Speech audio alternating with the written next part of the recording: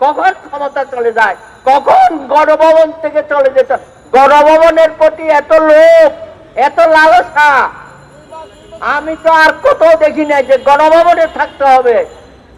উনি নাকি ওখানে মাছ করেন, তরকারি করেন, আরো কি কি সব করেন, আবার বোনকে নিয়ে মেয়েকে নিয়ে ওখানে বর্ষিবাদ, হ্যাঁ, আবার মাছ তুলে সেটাকে আবার প্রচার করেন। আহা, আমাদের প্রধানমন্ত্রী খামারি হয়েছে, খামারি।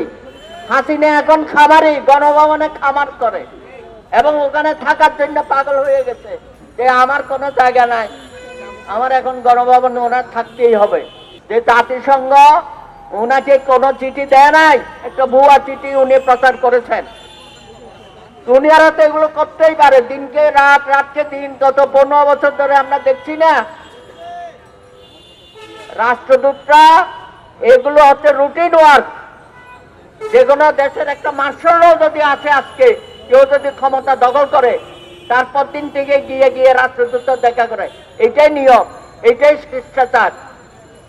কিন্তু ওনারা মনে করছে যে রাষ্ট্রদূতটা দেখা করে, মন্ত্রীদের সাথে দেখা করে, বা উনি পারবে। শেখ হাসিনা তোমার পার বাংলাদেশের মানুষ দেবে না। রাষ্ট্রদূত দেখা যাই দিক, বাংলাদেশের 18 কোটি মানুষ সংবিধান লঙ্ঘন করার জন্য বাংলাদেশে তোমার বিচার হবে। আরেকজন আছে না, কাদের, আপনারা কি নাম নিচ্ছেন তার, কাদের? আরে কাদের সাহেব বলে যে যারা ইলেকশনে আসে নাই তারা নাকি বাংলাদেশের সার্বভৌমত্বের বিরুদ্ধে কাজ করেছে। হায় রে কাওয়া গাদের, আমার এক বন্ধু ওখান থেকে বলছে কাওয়া গাদের, হ্যাঁ, ইলেকশন না করলে দেশের নাকি সার্বভৌমত্ব নষ্ট হয়, আমরা সবাই রাষ্ট্রদ্রোহী। এই কাওয়া গাদের, তুমি বিচার করো আমাদের, আমরা রাজি আছি, আমাদের বিরুদ্ধে রাষ্ট্রদ্রোহ মামলা করো। তো আমাদের বিরুদ্ধে একটা করবা না, তোমার বিরুদ্ধে বিচার হবে। তুমি 88 সনে নির্বাচন করো নাই, তুমি 96 সনে নির্বাচন করো নাই, তুমি 2006 সনে নির্বাচন করো নাই। শেখ হাসিনা কাদের বিচার আমাদের আগে তাদের হবে বাংলাদেশে। আমাদেরকে সংবিধান শেখাও না, কোথায় কোথায় সংবিধান। সংবিধান তোমার তৈরি, তোমার বাপের তৈরি না সংবিধান। 18 কোটি মানুষ 30 লক্ষ শহীদের রক্তের বিনিময়ে সংবিধান অর্জন করেছে। সেই সংবিধানকে তোমরা কলা পাতা বানিয়েছ, কচু পাতা বানিয়েছ, যখন যেমন খুশি তোমরা দেখে দিয়ে যাচ্ছ। অনেক বাড়াবাড়ি করেছেন, দয়া করে বাংলাদেশকে একটা খামোখা রাষ্ট্রে পরিণত করবেন না। আপনাদের দেখে, আপনাদের হাবভাব দেখে মানুষ হাসে, আপনারা তো নির্লজ্জ। কান একটা কাটা গেলে মানুষের কিছু লজ্জা থাকে, তোমাদের 2 কান কাটা গেছে, এই জন্যই তোমাদের কোনো লজ্জা নাই। কথায় কথায় আমাদের নামে নানা রকম স্লোগান দাও, কথাবার্তা বলো। ভাবছিলাম হাসান মাহমুদ সাহেব চলে গেছে এখন পররাষ্ট্র মন্ত্রণালয়, সেই জায়গায় যে আর কে আসবে আমি তো জানি। ওই যে মেনন সাহেব না, আমার তো মনে হয় মেনন সাহেব এখন হাসান মাহমুদের দায়িত্ব পালন করবে, ওই থামসাগুলো এখন শুরু করবে আর কি উনি। আহারে মেনন ভাই, হাসিনা আপনাকে নৌকা দিয়েছিল, প্রায় নরপরে অবস্থা, কেমনে কেমনে কার সাথে করে আপনি বের হয়ে গেছেন।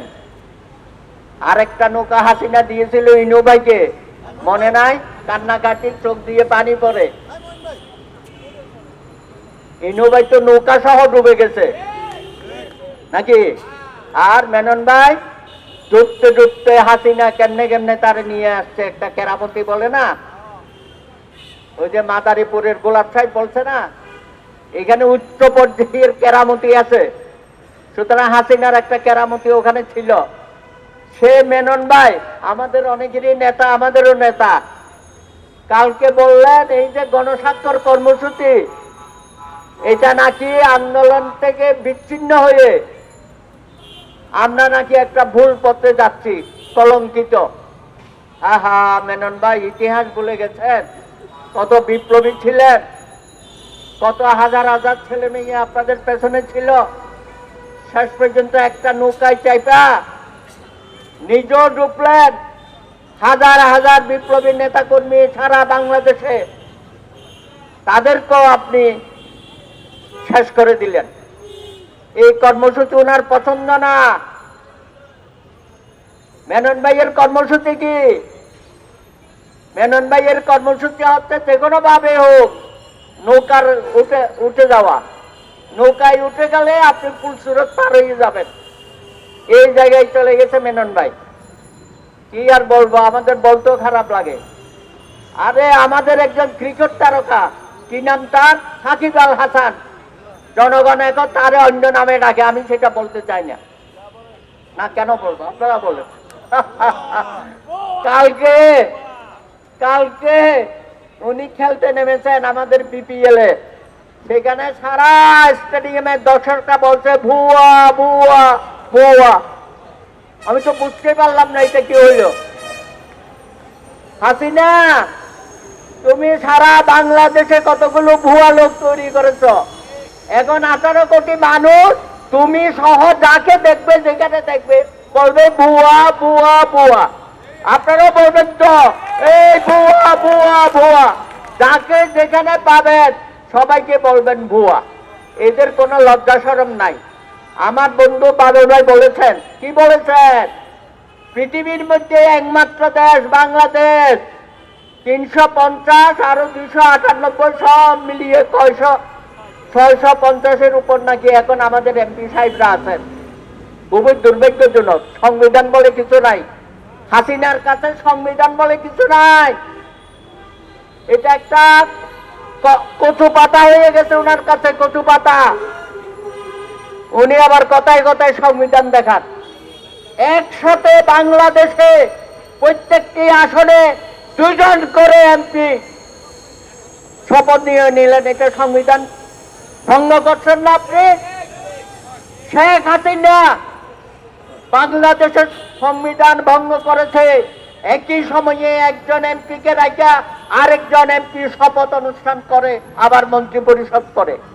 এদের লজ্জা শরম হায়া বলে কিছু নাই। দেখেন 29 তারিখ এই সংসদ, তথাকথিত সংসদ, নিশিরাতের সংসদ, এটা 29 তারিখ পর্যন্ত মেয়াদ আছে। এই জন্যই সংসদ ডাকছে 30 তারিখ। এত ভয়? তুমি তো 30 তারিখ শপথ করাইতে পারতা। কেরামতি করো সব জায়গায়, রাত চালাকি করো, তারপরে তুমি ক্যাবিনেট করো। তোর ভয় ভয়। বন্ধুরা আমার, এই আওয়ামী লীগ অত্যন্ত পুরাতন, একটি প্রাচীনতম। সেই আওয়ামী লীগকে আজকে কোথায় নিয়ে গেছ? সেই আওয়ামী লীগ শেখ হাসিনার হাতে বঙ্গবন্ধু বাকশাল করে আওয়ামী লীগকে বিলুপ্ত করেছিল। রাষ্ট্রপতি জিয়া রহমানের বদান্যতায় আওয়ামী লীগ জিয়া রহমানের কাছ থেকে লাইসেন্স নিয়ে আওয়ামী লীগ চালু করেছিল। মানুষ তোমাদেরকে ক্ষমা করেছিল, কান্নাকাটি করেছিল। আপনি কান্নাকাটি করে জনগণের কাছে সমবেদনা চেয়েছিলেন।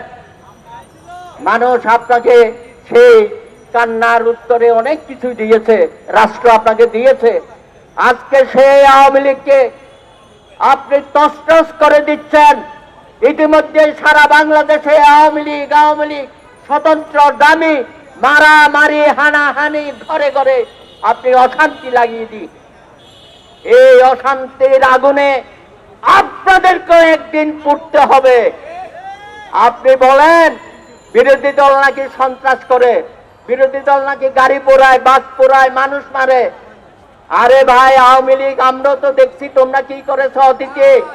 হ্যাঁ, এই পর্যন্ত বিরোধী দলীয় আন্দোলনে যত অত্যাচার নিপীড়ন করেছ, হামলা করেছ, হত্যাকাণ্ড করেছ, আগুন দিয়েছ, বাসে আগুন দিয়েছ, গাড়িতে আগুন দিয়েছ, মানুষ পুড়িয়ে মারছ, সব কিছুর মধ্যে বর্তমান সরকার জড়িত।